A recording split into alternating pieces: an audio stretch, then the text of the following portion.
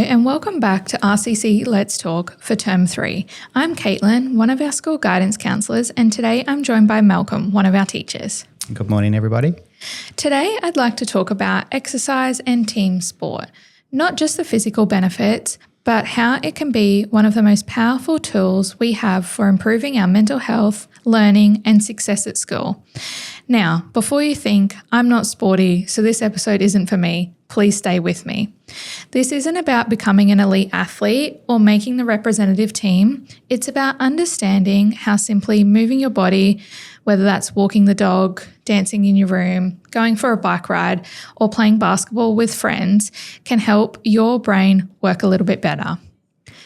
Sometimes we hear people say things like, I'm too tired to exercise, I don't have enough time because I have too much homework, or I need to study instead of going to my team training. While those thoughts make sense, research actually tells us something surprising. Exercise isn't taking time away from learning, it can actually help you learn more effectively. So let's explore why. Your brain loves movement.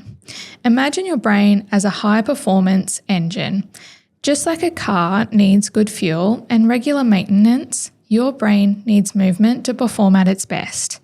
So exercise boosts learning by increasing the blood flow and oxygen to your brain, which then triggers the release of neurotransmitters like dopamine and serotonin, and it stimulates the production of our brain-derived neurotrophic factor, which is a protein that acts like a fertilizer for the brain, promoting neuroplasticity and the growth of neural connections. Now I know, Kaitlyn, we don't want to get too on the science side of things here, but we know that it feels good. Yeah. Okay, so we know that we might be in a situation where we just feel a bit down, a bit tired, and getting that first step, as we've talked about many times before, into just getting up and going and doing something. But it's how good it feels afterwards, isn't it? It's how it picks your mind up and opens your mind and just makes you feel really good overall. And so we can talk about the science behind it with things like, your dopamine and serotonin, but that's exactly why we feel good, is it does increase the release of those feel-good hormones into our body. And without it, then we continue to feel a bit on the flat side. Exactly. And it's like a little brain break as well. Like you go from school or work to home where you're doing more school or work. If we do a bit of exercise in between, gives ourselves a little brain break, but also it's beneficial, that break. Yep.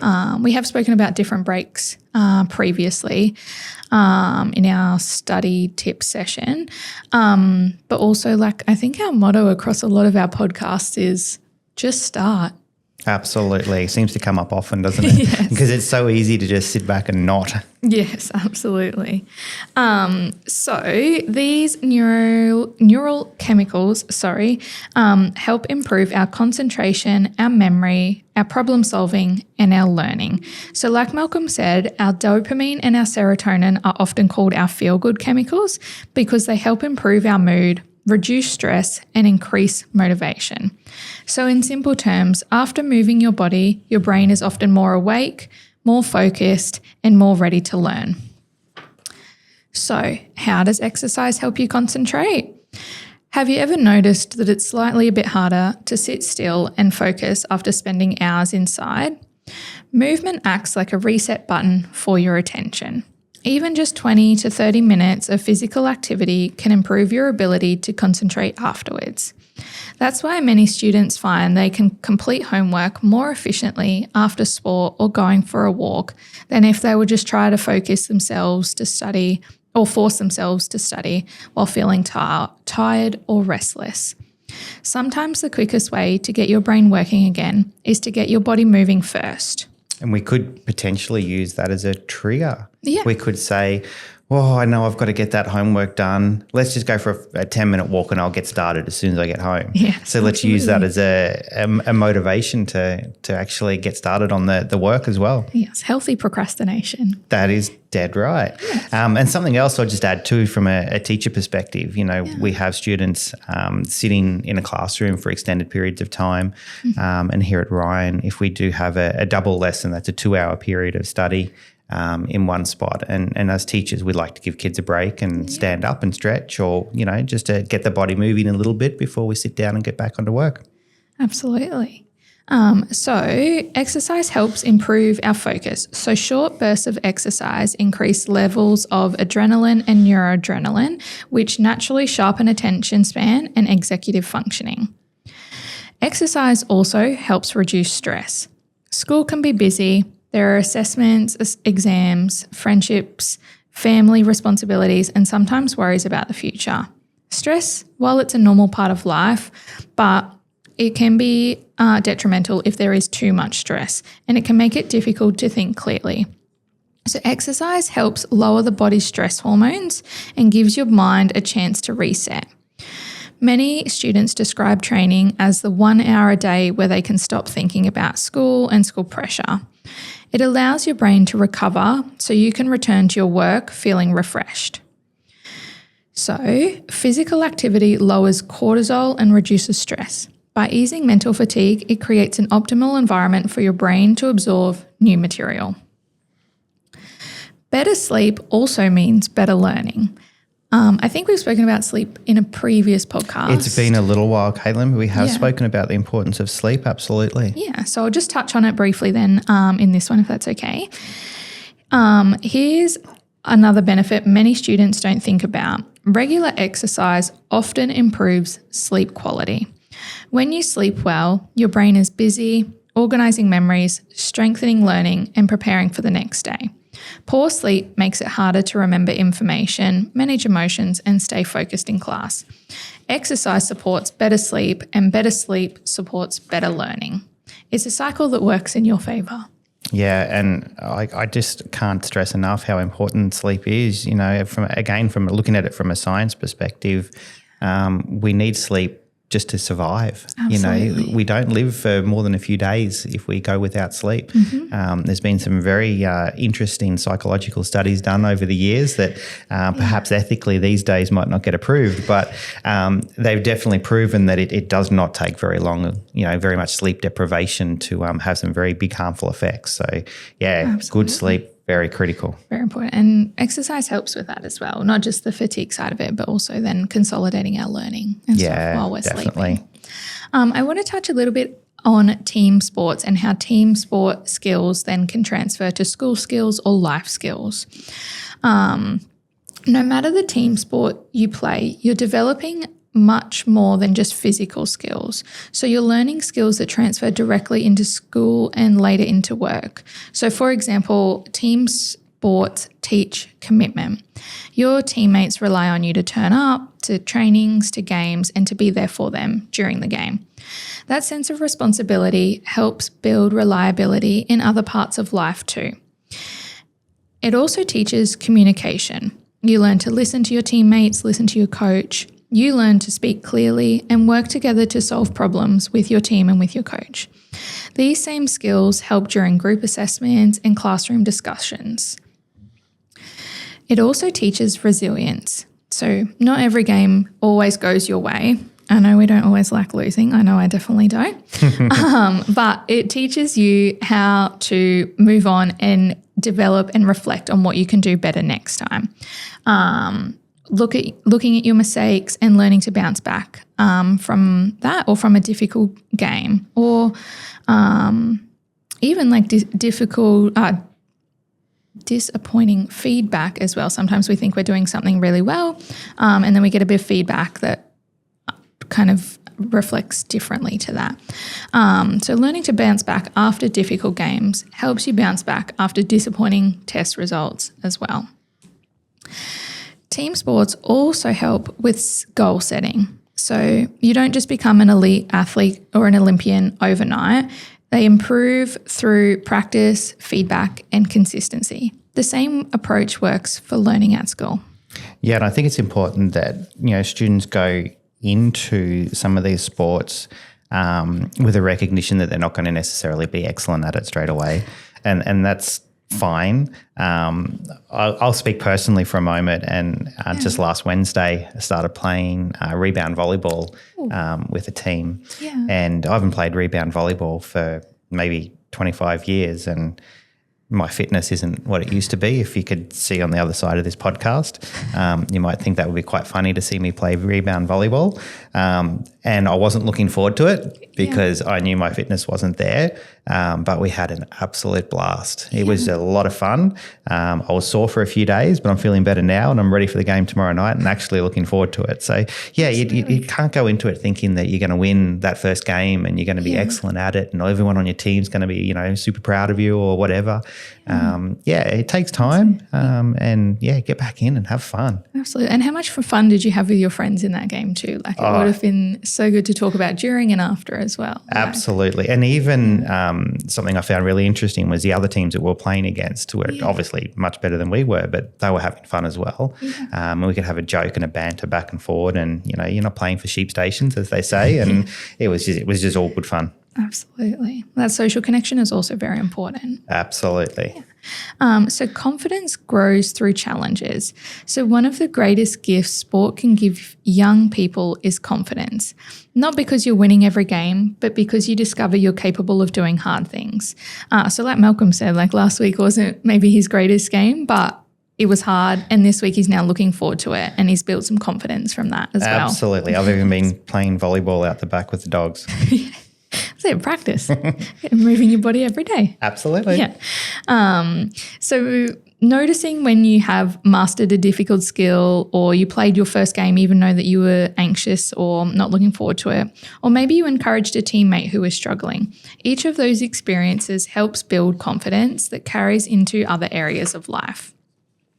Students who believe they can overcome challenges on the sporting field often begin believing that they can overcome challenges in the classroom as well.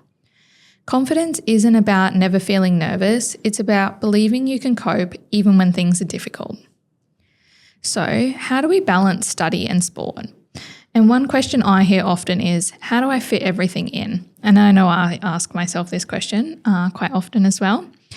And the answer isn't always doing more. It's around planning smarter. So using either your diary or a calendar system to help you schedule your trainings, homework, and relaxation. Or like Malcolm said before, maybe you can use it as a bargaining chip to go for a walk and then start your assessments. But we also want to break our assessments into smaller tasks, which means you're less likely to feel overwhelmed before training or before doing your exercise. It also helps to use short periods of time well. Look, Kaitlyn, I think we use that how do I fit everything in more as an excuse than what it is in reality. Time management in itself is an entire skill, and not just with sport, but time management is our life. It's about being able to fit everything in our life, whether it's work, school, sport, music, whatever. And good time management is a skill that needs to be taught and learnt. And it's definitely one thing that I raise very regularly with parents at parent-teacher interviews. Yeah, absolutely. And the easiest thing to do is use a calendar, use a timetable. I say block into that timetable everything that has to be done. Yeah. So if we've got work commitments, then we block those in. If we've got sport training, block that in. Then have a look at what's left. There's plenty left. Absolutely. And then put in the things that are the fun side, the things that you can do at different times that aren't necessarily locked in place. Yeah, and they can kind of fit around other things that you've got going on. A little bit of self-disclosure, I did a life audit, I guess you could say, and looked at my screen time recently because I was also asking how do I fit everything in. And once I looked at how much time I was spending on my phone during times when I could be doing some of these things, it was a really interesting shock, I guess, for me to notice that I was spending more time on my phone than maybe some of these other things that might be a little bit more beneficial for me. That's interesting. And we know that those apps are designed to hook us in. They don't want us to leave. We talk about doom scrolling, and I said to someone the other day, I can't remember who it was, might have even been my mum that was scrolling, and I said to her, you realise there's no bottom? Like you don't ever get to the bottom of that scroll? Absolutely. It's a very humbling experience, you could say. So using our rest times well, or our short periods of time well. So we might be able to revise quickly on the drive to training, or if you do flashcards while you're waiting for training to start, you can revise those. Maybe it's doing 20 minutes of focused homework after dinner before you start your bedtime routine. But quality study is usually more effective than simply studying for longer. So what if sport isn't your thing?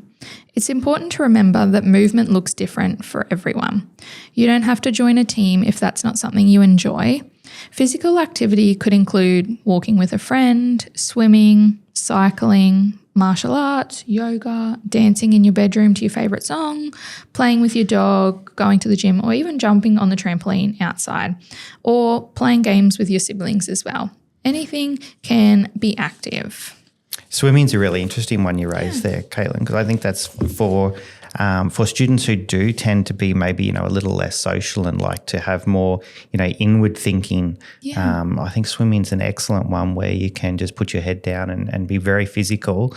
And I know people will just process things in their head while they're swimming. Absolutely. That's a great one. It's a very good mindfulness activity too, because you can't really listen to music or anything while you swim, or kind of it's restricted anyway. So it's a really good mindfulness activity as well. So the best type of exercise is often the one that you're actually going to keep doing. Find something that you like. If you enjoy it, you're much more likely to make it a part of your routine. So we want to look after our whole self. So one of the most important messages I can share is this: success at school isn't only about how many hours you study. It's about looking after your whole self. Your brain and your body work together. When you eat well, sleep enough, stay active, and ask for support when you need it, you're giving yourself the best chance to learn. Academic success isn't built on stress alone. It's built on healthy habits that help your brain perform at its best. So, a little challenge for this week. I thought I would try something different at the end of the podcast. Before we finish, I'd like to leave you with a little challenge. This week, aim to move your body every day. It doesn't have to be long or intense. It could be a 20-minute walk, kicking the footy with your friends, or dancing to your favourite song. And then I would like you to notice how you feel afterwards. Some reflective questions can be: did you feel calmer? Did you notice you concentrated better? What about your sleep? What did that look like? And how did you feel? Were you happier? Did it stay the same? Sometimes the biggest changes start with the smallest habits. So, final thoughts. As we wrap up today's episode, remember this: enhanced memory consolidation. So aerobic activity helps strengthen the hippocampus, the brain's core center for shifting new information into long-term memory. Improve focus. So short bursts of exercise increase our levels of adrenaline and neuroadrenaline, which naturally sharpen our attention span and executive functioning. Stress reduction. Physical activity lowers our cortisol and reduces anxiety by easing our mental fatigue. It creates an optimal environment for your brain to absorb new information. So whether you're already a dedicated athlete or just starting to become more active, every bit of movement counts. So this week, challenge yourself to move a little more, encourage a teammate, support a friend, and remember that taking care of your body is one of the best ways to take care of your mind. Thank you so much for listening. Thanks, Kaitlyn. I'm definitely looking forward to my volleyball game tomorrow night.